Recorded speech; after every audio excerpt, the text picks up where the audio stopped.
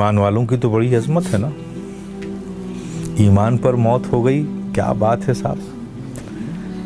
अब आप देखें, बात कर रहे थे ईसाले सवाब की, और इसकी मौत तो सबको आती, सबको आएगी। और ये भी जानते हैं कि जब रूह कब्ज करते हैं तो एक ही फरिश्ता है जिसे मलकुल मौत कहते हैं, वही सबकी रूह कब्ज करते हैं।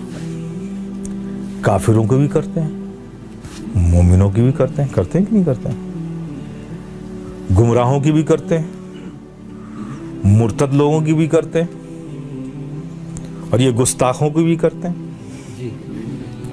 ये जो गुस्ताख हुए हैं इनकी भी करते हैं। मोमिनों की भी रूह कब्ज करते हैं, वलियों की भी करते हैं, नबियों की भी करते हैं, सबकी रूह वही कब्ज करते हैं, तभी तो मौत वाक़ई होती है। लेकिन प्यारे देखो, यही मलकुल मौत है, ज़ात एक है, लेकिन इनके रूह कब्ज करने का अंदाज बदल जाता है। क्या होता है? अंदाज बदल जाता है। काफिरों की रूह कब्ज करते हैं तो अंदाज अलग, और गुस्ताखों की, ये जो आज के चलते फिरते हशरातुल अर्द हैं, कीड़े मकोड़े जो हैं ये, इनकी रूह कब्ज करते हैं तो अंदाज बिल्कुल अलग, और जब मोमिनों की रूह कब्ज करते हैं तो अंदाज बिल्कुल अलग। आप देखिए ना, हमारे यहाँ गुनहगार से गुनहगार शख्स भी फौत हो जाता है ना, बेअमल से, और ईमान पर खात्मा हुआ है ना, तो हम बिल्कुल बिंदास बेफिक्र होकर उसका चेहरा लोगों को दिखाते हैं। देख लो भाई, दिखाते हैं कि नहीं दिखाते हैं, बोलो। लेकिन तारीख गवाह है, ये जितने गुस्ताख दुनिया से पहले गए, और जितने जा रहे हैं, और जितने जाने वाले हैं, उनकी बात भी कर रहा हूँ। ये बड़ी बड़ी शख्सियतें हैं अपने असर की, अपने लोगों की बड़ी शख्सियतें हैं, लेकिन किसी का चेहरा मरने के बाद दिखाया नहीं गया,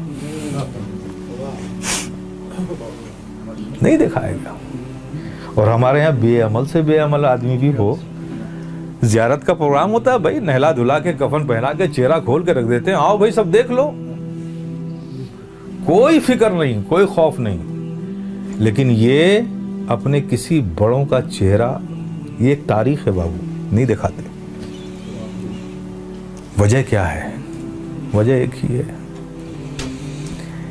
जब हज़रत मलकुल मौत तशरीफ़ लाते हैं रूह कब्ज़ करने के लिए, तो एक फितरी चीज़ है। इसको थोड़ा सा एक मिसाल दूं तो आपको बात और समझ में आएगी। अगर आप यहाँ से इंडिया आओ, महबूब इलाही पाक के आस्थाने पर हाज़िरी की गर्ज से आओ, और एक शख्स आपका सूरीनाम से भी पहुँचे वहाँ, हालांकि उससे कोई दोस्ती नहीं, कोई जान पहचान नहीं, कोई रिश्तेदारी नहीं, अब आप दोनों अजनबी हैं एक दूसरे के लिए, लेकिन मिले, भाई आप कहाँ से आए हैं? मैं सूरीनाम से आया हूँ।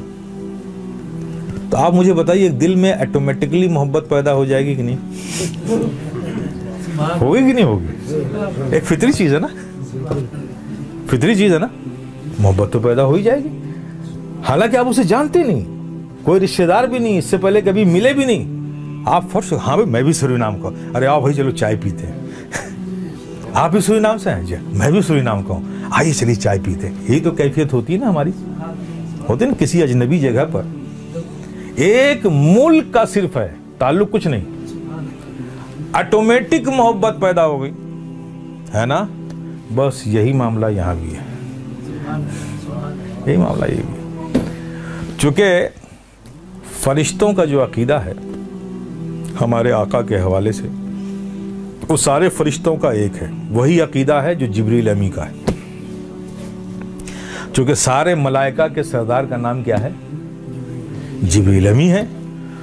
और ये हमारे यहाँ दुनिया में पॉलिटिक्स होती है, अलग अलग पार्टियाँ होती हैं, ये लेबर पार्टी है, कंजर्वेटिव पार्टी है, ये फला पार्टी है, सबके, लेकिन फरिश्तों की एक ही पार्टी है और एक ही लीडर है। उस लीडर का नाम क्या है? जिब्रील अमी। वहाँ कोई अपोजिशन नहीं, जो सरदार का अकीदा वही सारे फरिश्तों का अकीदा।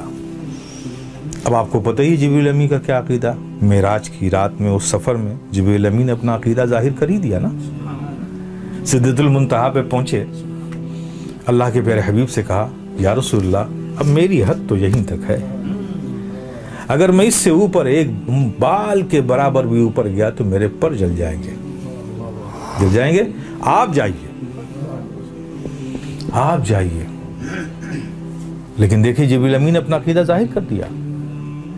जिब्रील अमीन भी नूर, अल्लाह के प्यारे हबीब भी अगर सिर्फ नूर, तो जब एक नूर का पर जलेगा तो दूसरा नूर नहीं जलेगा। लेकिन जिब्रील अमीन ने अकीदा जाहिर कर दिया, अल्लाह के प्यारे हबीब नूर मैं हूं, लेकिन आपके नूर की बात कुछ और है। आप मेरी तरह नहीं है कि मैं आपको रोक लूं, आप जाइए। अगर जिब्रील अमीन अपनी तरह नबी को समझते तो रोक लेते ना कि मेरे पर जल जाएंगे, आपके भी जल जाएंगे। या जिब्रील अमीन नबी को अपने को नबी की तरह समझते, आप जा रहे हैं चलिए मैं भी चलता हूं, जब आप जा सकते हैं, आप भी नूर हैं, मैं भी नूर हूं, जा सकता हूं, आप भी चलिए मैं भी चलता हूं। तो जिब्रील अमीन ने अपना अकीदा वाज़े कर दिया कि नबी हमारी तरह नहीं और हम नबी की तरह नहीं।